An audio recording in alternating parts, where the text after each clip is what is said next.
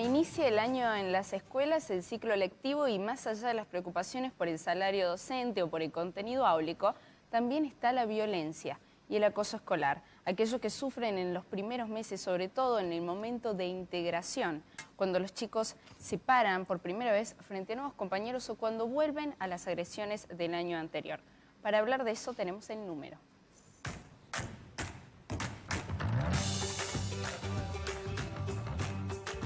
En Argentina, 1 de cada 4 chicos sufre acoso escolar y en el mundo 2 de cada 10 alumnos son víctimas del bullying. Se trata de 246 millones de niños y adolescentes en esta situación. Los datos surgen del último informe de la Organización de las Naciones Unidas de la Educación, la Ciencia y la Cultura, o UNESCO.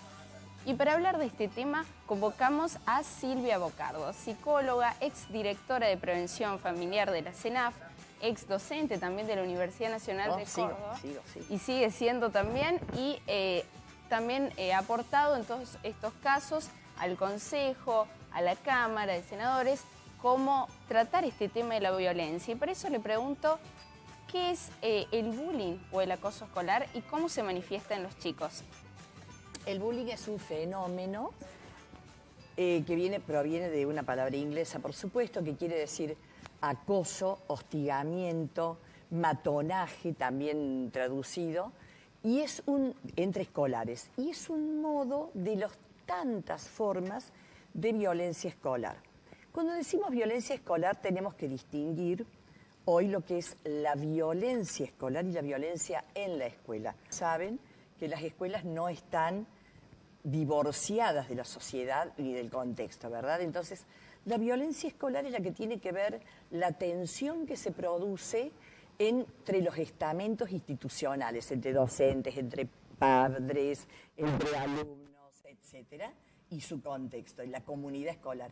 Y la violencia en la escuela son, digamos, como entre ellas el bullying, que no necesariamente puede ser en la escuela, puede ser también en otros ámbitos, pero generalmente es en el escolar, por la cantidad de horas que los niños conviven.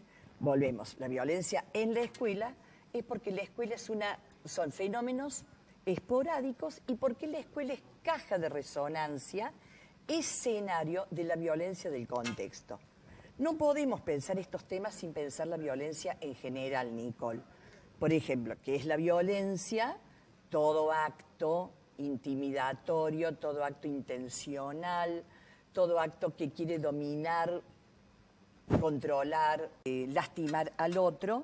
Generalmente es intencional, otras veces, bueno, puede ser también producto de alguna patología o un momento especial de pasaje al acto, que se suele llamar, y que tiene que ver con las culturas, con los estamentos sociales, con las realidades. En realidad la violencia es una representación social y que tiene que ver justamente con eso, ¿no? Con el contexto, con la historia. En la historia de la humanidad siempre hubo violencia, esto además lo podemos ver desde películas, etcétera, ¿no es cierto? Y leyendo la historia, pero la humanidad ha ido poniendo coto a esto, ha ido poniendo leyes, normas, decretos que han posibilitado la convivencia entre los humanos. Recordando también que el ser humano es el único que tiene palabra, el único portador de un lenguaje. Si hay lenguaje, quiere decir que hay normas incorporadas, que hay un contexto simbólico, que no es solamente el impulso, la pulsión, que no es solamente el pasaje al acto, sino que es también la capacidad de poder reflexionar, de poder hablar, de poder pensar, porque de eso se trata. Cuando hay contextos de violencia, la norma, por decir así, básica, es poner en palabras, pasar a lo simbólico, poder reflexionar, poder, dimensionar qué representación, incluso subjetiva, tiene para ese sujeto ese acto de violencia. Y ante estos casos de violencia en los alumnos, ¿cómo pueden actuar los padres? ¿Cómo lo detectan? Generalmente los niños, cuando hay violencia, si es un acto de violencia esporádico, generalmente el niño va a contar, se va a notar.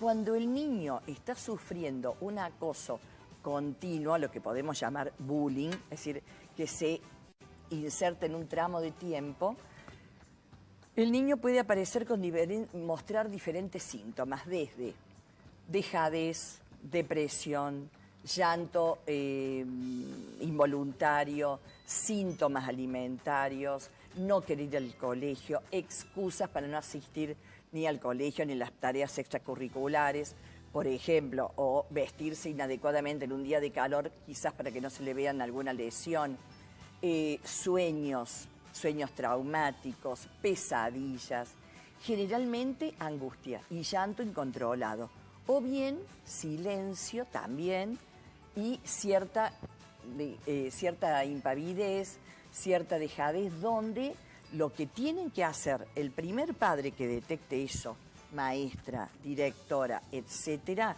quien fuere, es tratar de preguntarle al niño sin victimizarlo nuevamente, sin juzgarlo nuevamente, porque ha sido juzgado por algo le han visto diferente, que después vamos a explicar por qué, algo le han visto diferente que han acosado y abusado sobre él.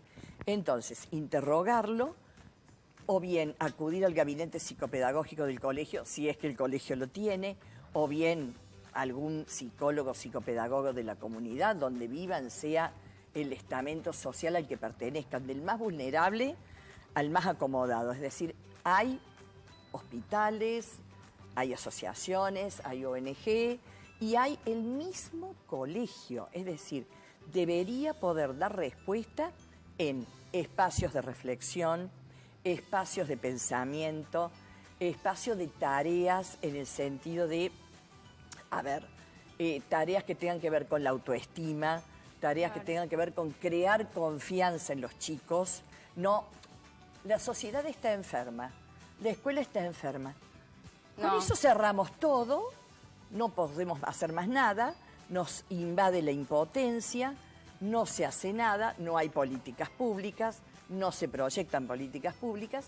Entonces, digamos, las cosas del día a día de que puede hacer desde una preceptora hasta la directora de la escuela.